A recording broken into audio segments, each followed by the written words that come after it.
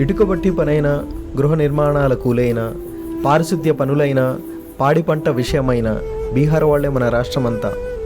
ఎన్ని రకాల వంటలకైనా, స్వగృహ పిండి వంటలకైనా, క్యాటరింగు లాంటి పనితనానికైనా, గిట్టుబాటు ధర రుచులకైనా ఒరిస్సా వాళ్లే మన రాష్ట్రమంతా. వేడివేడి ఛాయ్ అందించాలన్నా, నిత్యావసర వస్తువులు సరఫరా చేయాలన్నా, రకరకాల స్వీట్స్ కావాలన్నా, హార్డ్వేర్ షాప్ నడపాలన్నా రాజస్థాన్ వాళ్లే మన రాష్ట్రమంతా. సరసమైన ధరలకు టైల్స్ వేసే పనైనా, నాణ్యమైన వడ్రంగి పనులకైనా, గృహాలంకరణ పనులకైనా, గృహాలు నిర్మించే పనులైనా, ఎలక్ట్రికల్ పనులకు సైతం ఉత్తరప్రదేశ్ వాళ్లే మన రాష్ట్రమంతా.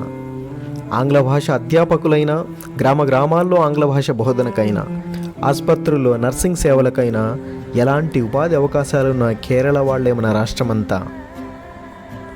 కానీ మన ఆంధ్రప్రదేశ్ వాళ్ళు మాత్రం పూటకో రాజకీయ జెండా పుచ్చుకొని ఎవడో డబ్బులు పంచుతాడని, ఎవడో అప్పిస్తాడని, ఎవడో మందు తాపిస్తాడని, ఉచితాలకు వ్యసనాలకు బానిసై అంతా దైవాధీనం అంటూ పోకడలకు పోతున్నారు.